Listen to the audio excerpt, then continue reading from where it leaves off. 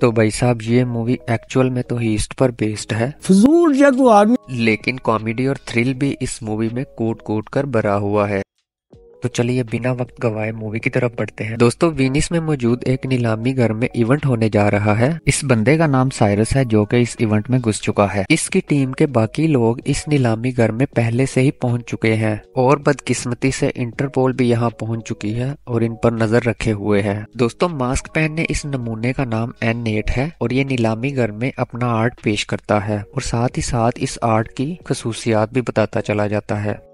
खैर जैसे ही बोलियां लगनी शुरू हो जाती हैं, ये भाई साहब इस कैमरों से भरे मास्क को 2 मिलियन में खरीद लेते हैं और अपना प्लान शुरू कर देते हैं। ये ऐनक वाली आइटम जैसे ही बटन दबाती है, नीलामी घर के हॉल में एक अलार्म पड़ जाता है जिसकी वजह से हर तरफ भागदौड़ मच जाती है और ये काले भाई साहब कैमरों से भरे मास्क को चुराने की बजाय उसे बनाने वाले आर्टिस्ट को ही उठा लेते हैं और अपनी मीठी बातों में फंसाकर उसे अपने साथ ले जाते हैं। इसी वक्त में लंदन में इसका एक और साथी एक पेंटिंग चुरा रहा होता है और इस तरफ इस मोटे बेवकूफ को जरा सा भी शक नहीं होने देते कि इसे किडनैप किया जा रहा है और इसे बोट के जरिए अपनी बड़ी सी आलीशान याच पर ले जाते हैं। इसे मुफ्त की शराब और खूब याशी करवाई जाती है और दूसरी तरफ पूरी दुनिया में इसके लापता होने की खबर फैल जाती है। दोस्तों इस टकले के गायब होने की वजह से इसके कैमरों से भरे मास्क की कीमत बहुत ही ज्यादा बढ़ जाती है और ये काले भाई साहब इसके मास्क को बहुत ही महंगे दामों में बेच डालते हैं और प्रॉफिट इन दोनों में आधा आधा बांट लिया जाता है और इससे दुनिया को और इस टकले को शक भी नहीं होता कि ये किडनैप हुआ था और ये काले भाई साहब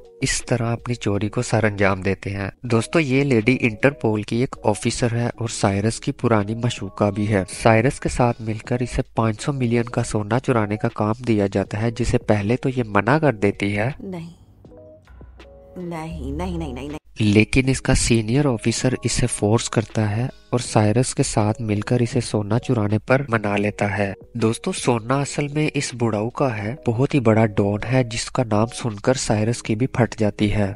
इसी वजह से ये सफेद रंग वाला, मेरा मतलब काले रंग वाला साइरस पहले तो मना कर देता है, लेकिन बाद में एजेंट ग्लैडवेल इसे ब्लैकमेल करके किसी न किसी तरीके से मना लेती है और ये दोनों बाकी की टीम को साथ मिलाकर प्लानिंग शुरू कर देते हैं। दोस्तों ये वही चिलगोजा है जो नीलामी घर में आया था।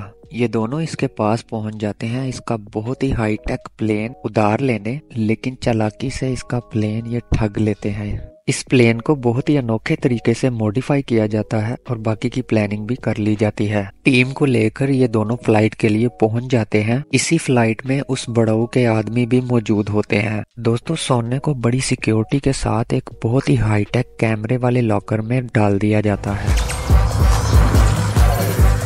टीम का एक बंदा ऐन मौके पर चोरी में शामिल होने से मना कर देता है। एजेंट ग्लैडवेल चीजों में छुपाए उन पुर्जों को रीसैम्बल करती है ताकि वो डिवाइस अरेंज कर सके जिसकी मदद से प्लेन के रडार सिस्टम्स को स्विच किया जा सके। और इसी टाइम में मॉडिफाइड प्लेन को लेकर कमीलिया भी वहां पहुंच जाती है और दोनों प्लेन्स को आपस में कामयाबी से लिंक कर देती है। जैसे ही प्लेन्स एक दूसरे के साथ लिंक हो जाते हैं, मॉडिफाइड प्लेन ओरिजिनल प्लेन के रास्ते और ओरिजिनल प्लेन मॉडिफाइड प्लेन के रास्ते निकल जाता है। दोस्तों यहाँ पर ओरिजिनल प्लेन वो वाला प्लेन है जिसमें सोना रखा हुआ होता है।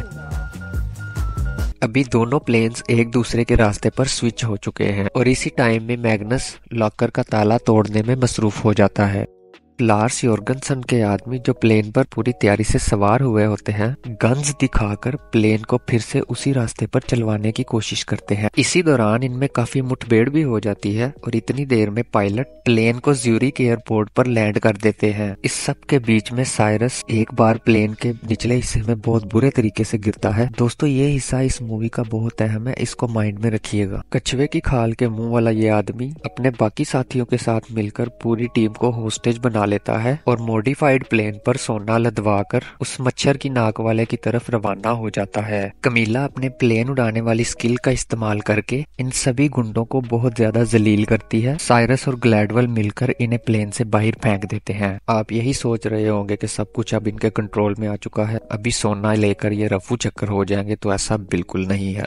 मूवी का क्लाइमैक्स अभी बाकी है। प्लेन के ऊपर लगी प्लेटों में से एक प्लेट बहुत जोर से प्लेन के हाइड्रोलिक पर लगती है, जिसकी वजह से वो लीक हो जाता है और इसी वजह से प्लेन का स्टीयरिंग भी नाकाम हो जाता है और इतनी देर में प्लेन लार्स योर्गनसन के फार्म हाउस पर पहुंच जाता है और मजबूरन इन्हें प्लेन यहीं पर लैंड करवाना पड़ता है। अभी गटर का ढक्कन खोलते ही ये बंदा सोना अपने कब्जे में कर लेता है और इन्हें फिर से होस्टेज बना लेता है। इसके साथ ही पुलिस भी वहां पहुंच जाती है और सब कुछ अपने हाथों में ले लेती है। एजेंट ग्लैडवेल का ये सीनियर ऑफिसर एंड पर गद्दार निकलता है। दरअसल ये सारा प्लान इसी का था कि एजेंट ग्लैडवेल साइरस के साथ मिलकर सोना चुराएगा और आखिर में ये इस सोने को अपने कब्जे में कर लेगा। जब एजेंट ग्लैडवेल को इसकी सच्चाई पता चलती है, वो उसी वक्त रिजाइन करके साइरस के साथ बैठकर निकल जाती है। दोस्तों, अभी तक जो आपने देखा वो दरअसल इंटरपोल के इस ऑफिसर और लार्स योर्गनसन का प्लान था। जब सब कुछ खत्म हो जाता है तो फिर साइरस एजेंट ग्लैडवेल को बताता है कि जब ये लोग प्लान बना रहे थे, इसने इस प्लान में कुछ चेंजेस किए। इसकी टीम ने सोने की नकली ईंटें बनाई। जब प्लेन्स आपस में लिंक हो रहे थे, तभी टीम के इस बंदे ने नकली सोने को असली सोने के साथ एक्सचेंज कर प्लेन से बाहर फेंक दिया। दोस्तों, आपको याद होगा मैंने आपको बोला था ये हिस्सा मूवी का सबसे अहम हिस्सा है, इसे जहन में रखिएगा।